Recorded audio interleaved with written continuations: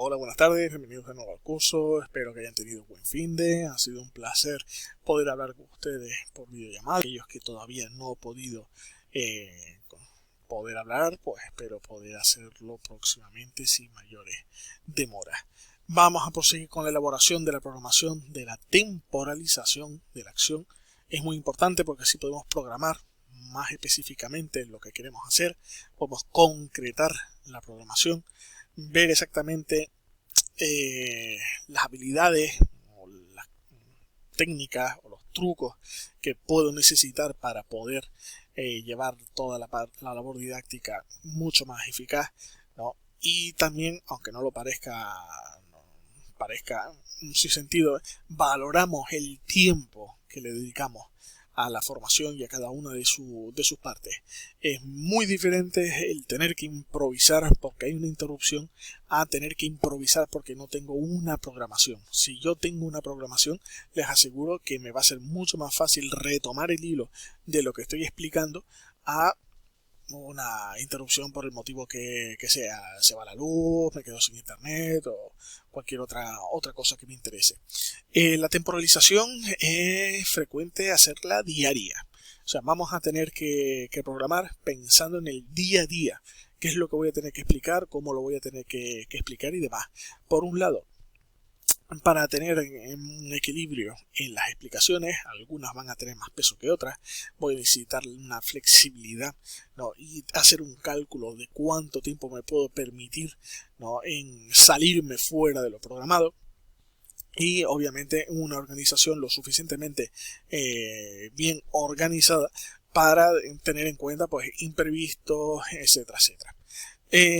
Me diréis que los imprevistos es imposible preverlo, pero sí puedo prever más o menos cuánto tiempo me puede llevar un examen, cuánto tiempo me puede llevar una acción práctica, cuánto tiempo me puede llevar para después, en todo caso, afrontar las posibles alteraciones, ¿no? Yo prácticamente voy a encontrarme con una documentación de este tipo, ¿no? Y voy a tener que ver un poco, pues eso, qué es lo que voy a desarrollar, cuánto lo voy a desarrollar, cómo lo voy a evaluar. De todas maneras, ese es el famoso anexo 4 que ya veremos más adelante, ¿no? Pero iros preparados que nos lo vamos a encontrar enseguida. Tenemos que formularlo, cuáles van a ser los objetivos, cuáles van a ser los contenidos, cuál va a ser la metodología, qué actividades van a reforzar esta metodología, qué recursos necesito, súper importante, porque una cosa es los recursos para yo dar clase, otra cosa son los recursos que yo necesito en aula, ¿no? Acuérdense, eso es muy importante. Todo esto, al fin y al cabo, lo único que me interesa es el tener el control y la planificación necesaria para poder controlar aún más lo que está pasando dentro y fuera del aula. Porque acuérdense que esta documentación me sirve de cara a la administración del curso y administración del centro, y por otro lado también para el control mío de estoy siguiendo los tiempos adecuados y voy bien, ¿no? ¿Qué técnica puedo utilizar? No, hay muchas y depende, ¿no?, de lo que tenemos que hacer, pero teniendo en cuenta que son planificaciones diarias, ¿no? Pues tengo que ver a cabo lo que voy a hacer el día a día, lo que voy a hacer semana tras semana, mes tras mes, siguiendo pues todas las indicaciones de los reales decretos con respecto a lo que es la materia. Pero al fin y al cabo yo solamente tengo un día para explicar, ¿no? Por lo tanto, imaginemos, tengo una hora y media, ¿no? Y en lo cual yo tengo que presentar diferentes contenidos, ¿no?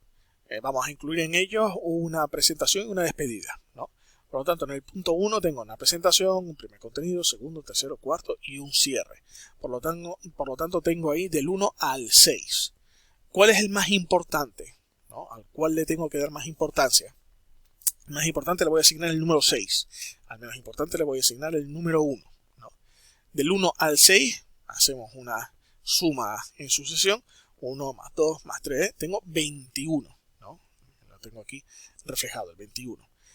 Vamos a improvisar, ¿no? Imprevistos, descansos, baños, cafés y tal y cual. Digamos que eso de una hora y media van a ver, ¿no? Pues un 10% de ese tiempo se lo voy a dedicar a posibles imprevistos, ¿no?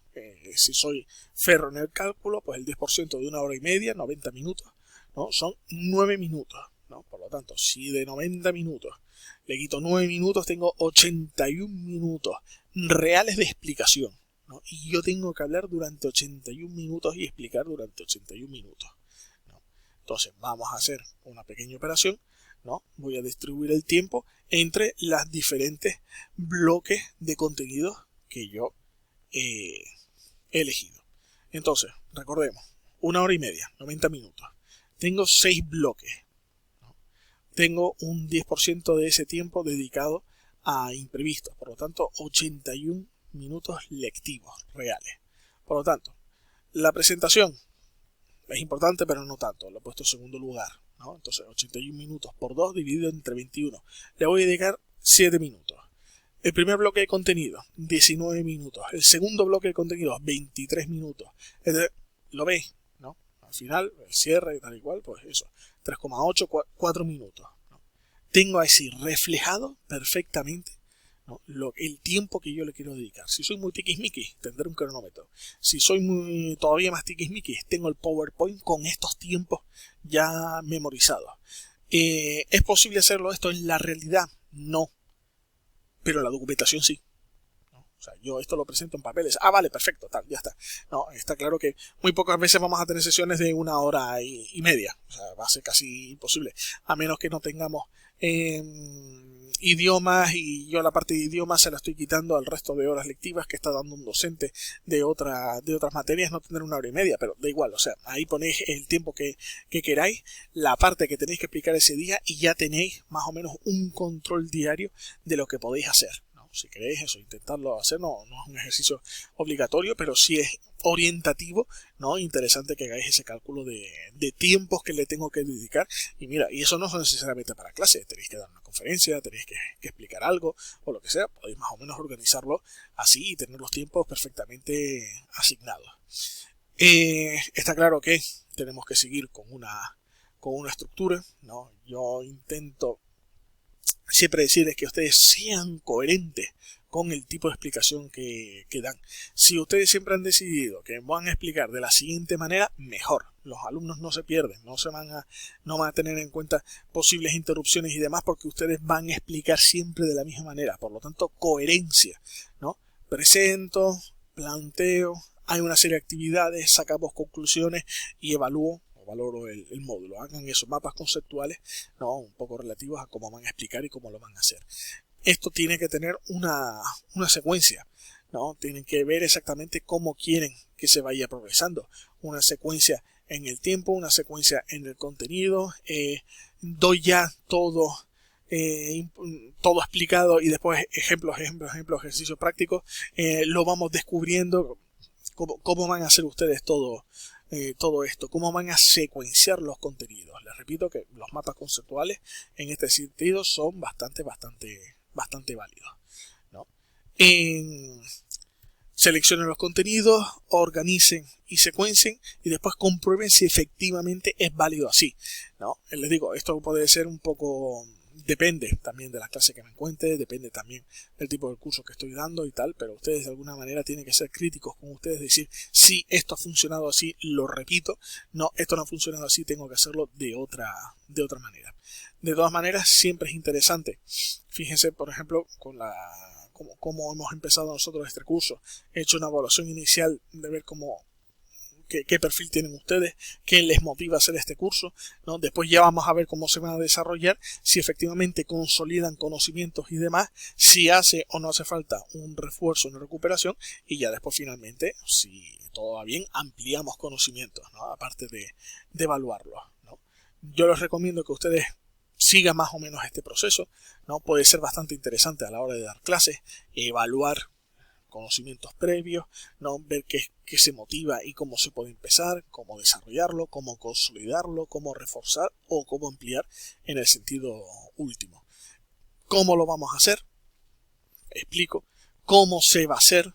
Desarrollo. Para que ustedes intenten responder más o menos a estas preguntas y les podrá ir bastante bien.